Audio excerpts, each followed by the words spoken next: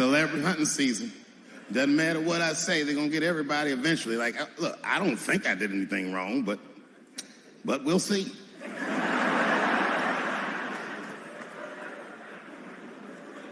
They even got poor Kevin Hart. Can you imagine such a thing? Kevin Hart, let me tell you something. It was Kevin Hart's dream to host the Oscars. That's what he told me. And I remember when he told me, because I was thinking to myself, well, it's an awfully strange dream for an African American. What kind of nigga dreams of hosting the Oscars? Kevin did, that's who. And he did it.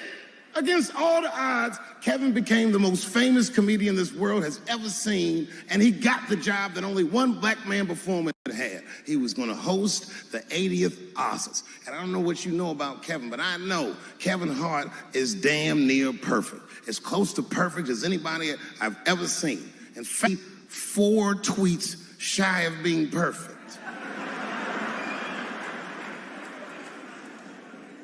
10 years ago, Kevin had made some very homophobic comments. And I'm not going to repeat what he said because this is Atlanta.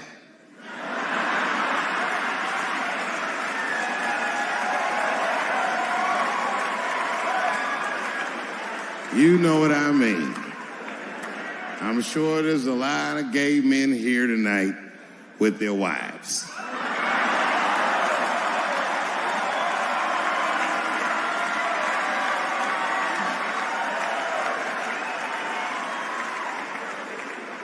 Far be it from me to offend anybody. All right, I'll tell you what he said. But just remember, these were not my words. These were Kevin's words. And it was a long time ago. And I'm paraphrasing because I'm not good at telling other people's jokes. Okay, Kevin said that if his little son was demonstrating or exhibiting homosexual behavior around the house, that he'd chastise him. He'd say, hey, that's gay. And then he said he would smash a dollhouse. Ooh, the gay community was furious. And I don't blame them. I got a lot of gay friends. And all of them, 100% of them, all have told me fucking horror stories about the shit they had to go through just to be themselves. Crazy, crazy stories. And in all those stories, I gotta say, not one of them has ever mentioned anything like their father smashing a fucking dollhouse over their head.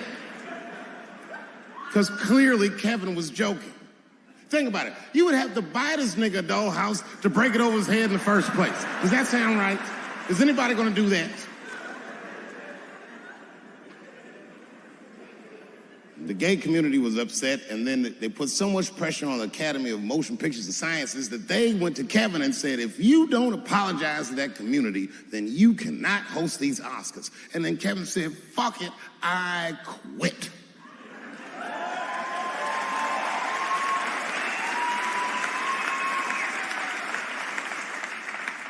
And then he went on every talk show in America and apologized for 6 weeks.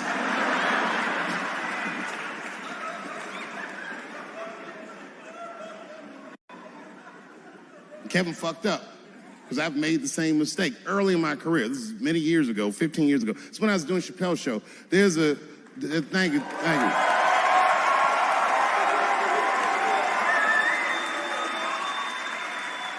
On network television, they have a department that's called Standards and Practices. This is the department that tells you what you can and cannot say on television. And if you're doing your job well, you should never hear from them. But if you're making a Chappelle show, you'll hear from these motherfuckers all the time.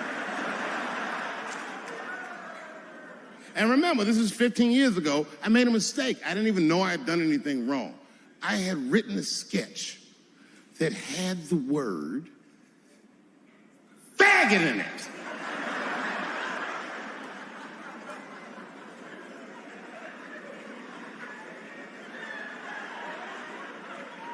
So I had to go to Standards and Practices. They call me up. I don't know why they're calling me, but I like the lady that runs the department. She's usually really fair and was one of my favorite people I've ever worked with. So she sits me down. We have a nice conversation. She tells me, oh, the sketches are great. I go, oh, fantastic. Well, then why am I here? She said, because David, there's no way that you can ever say the word faggot.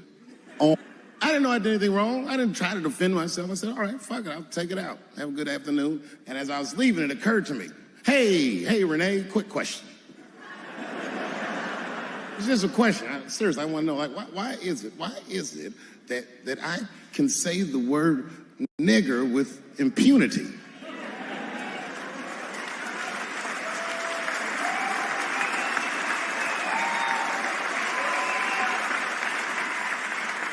But I can't say the word faggot. And she said, because, David, you are not gay.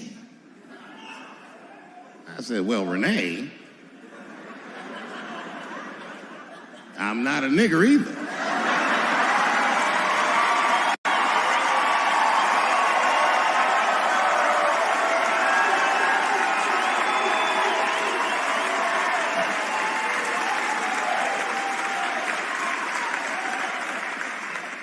But you see, what I didn't realize at the time and what Kevin had to learn the hard way is we were breaking an unwritten and unspoken rule of show business. And if I say it, you'll know that I'm telling you the truth. The rule is that no matter what you do in your artistic expression, allowed to upset the alphabet people. You know who I mean.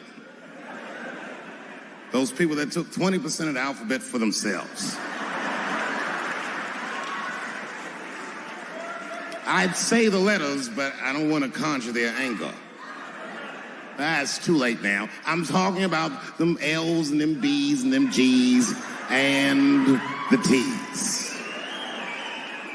People be surprised. I have friends, all kinds of letters. Everybody loves me and I love everybody. I got friends who are L's, I got friends who are B's, and I got friends who are G's. But the T's hate my fucking guts.